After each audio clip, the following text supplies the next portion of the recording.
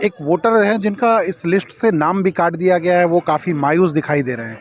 क्या बोलना चाहेंगे? आपका लिस्ट में नाम नहीं है। मैं यही कहना चाहता हूँ, हर बार वोटर लिस्ट में नाम आता था, वोट आता था। जी। अब की बार मेरे घर में से कई लोगों का वोट कट चुका है। अगर मेरा वोट आता तो मैं अपने किसी भी प्रत्याशी को देता तो शायद वो जीतने की संभावना उसको होती, पर पता नहीं इस समय क्या चल रहा है। बहुत लोगों के वोट कट चुके हैं। हमारे साथ कुछ महिलाएं भी हैं और कुछ पुरुष वर्ग भी हैं जिनका जिनका जो है लिस्ट से नाम कट गया है और वो काफ़ी मायूस हैं। और हम आपको बता दें कि एक नाम नहीं बल्कि 4-4 नाम कट गए हैं एक ही परिवार के लोगों से, जिनमें काफ़ी दुखी हैं वो, क्योंकि वो अपने प्रत्याशी को वोट नहीं दे पा रहे हैं। कामाले में मैंने नेता क्या करें, पिछले बार भी कट गए और कहने 10 साल कट जाए गली के। और का तो आप लोगों ने इसकी शिकायत नहीं की कभी? शिकायत कौन से करें? क्यों BLO है आपके पास, आशा वर्कर बहुत सारे लोग ओ हम जीते नहीं, पढ़े लिखे तो रही सब बिन पढ़े लिखे और बेकार सीधे साधे आदमी ने बेकार पढ़े न चूतिया बना। कहना नहीं बोल काई ना रही। हां बोलो के मानो के लक्ष्मी शर्मा।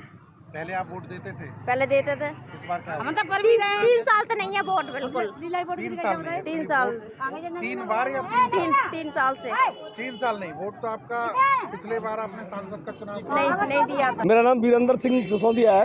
आज यहाँ पे आप लोग उग्र हो रहे हैं चौकी चौराहे पे, क्यों हो रहे हैं? बड़े भाई बात ये है कि हमारे जो है वृंदावन नगर में कम से कम 20% वोट ऐसा है जिनको एक तो डिवाइडेज कर दिया गया है दूर उनका जो है इनके मतदान केंद्रों पे।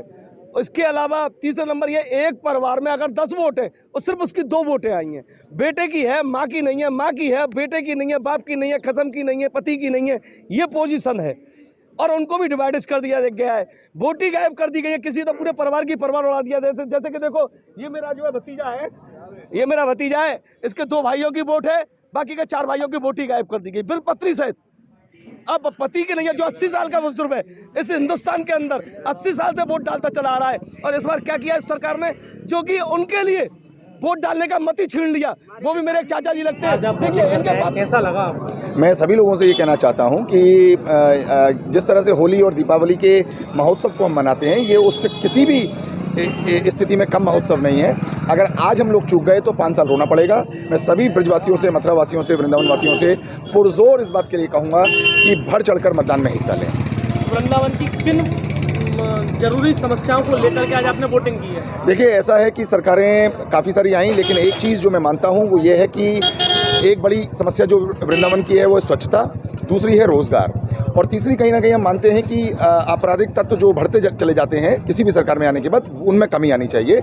ये 2-3 बड़े मुद्दे मेरे जहन में हैं, जिसके कारण मैंने आज जिनको भी वोट दिया है ये समझदारी से दिया है कि अगर वो सरकार बनती है तो निश्चित रूप से इन समस्याओं से निजात मिलेगा। आप शिक्षा पद्धति से जुड़े हुए हैं, क्या कहेंगे उसके लिए? आगे अगर सरकार आती है तो उसको क्या? बहुत अच्छा आपका सवाल है। मेरा विश्वास है कि ये नई सरकार जिसको हम सब लोग चाहते हैं, अगर ये सरकार आती है, निश्चित रूप से पिछले 5 वर्षों में इस पर बड़े कदम उठाए गए हैं और आने वाले 5 वर्ष से मैं बहुत ज़्यादा आशान्वित हूँ और मुझे पूरा भरोसा है कि शिक्षा क्षेत्र में भारी बढ़ोतरी होगी in terms of quality and quantity. आज आप वोटिंग करने आए, कैसा लगा आपको? मैं सभी लोगों से ये कहना चाहता हूँ कि जिस तरह से होली और दीपावली के महोत्सव को हम मनाते हैं, ये उससे किसी भी स्थिति में कम महोत्सव नहीं है।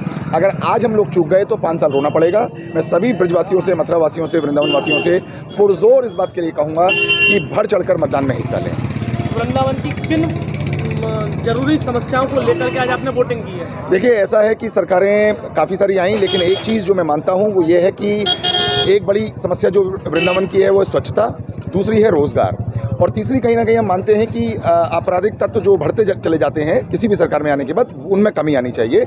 ये 2-3 बड़े मुद्दे मेरे जहन में हैं, जिसके कारण मैंने आज जिनको भी वोट दिया है ये समझदारी से दिया है कि अगर वो सरकार बनती है तो निश्चित रूप से इन समस्याओं से निजात मिलेगा। आप शिक्षा पद्धति से जुड़े हुए हैं, क्या कहेंगे उसके लिए? आगे अगर सरकार आती है तो उसको क्या? बहुत अच्छा आपका सवाल है। मेरा विश्वास है कि ये नई सरकार जिसको हम सब लोग चाहते हैं, अगर ये सरकार आती है, निश्चित रूप से पिछले 5 वर्षों में इस पर बड़े कदम उठाए गए हैं और आने वाले 5 वर्ष से मैं बहुत ज़्यादा आशान्वित हूँ और मुझे पूरा भरोसा है कि शिक्षा क्षेत्र में भारी बढ़ोतरी होगी in terms of quality and quantity both.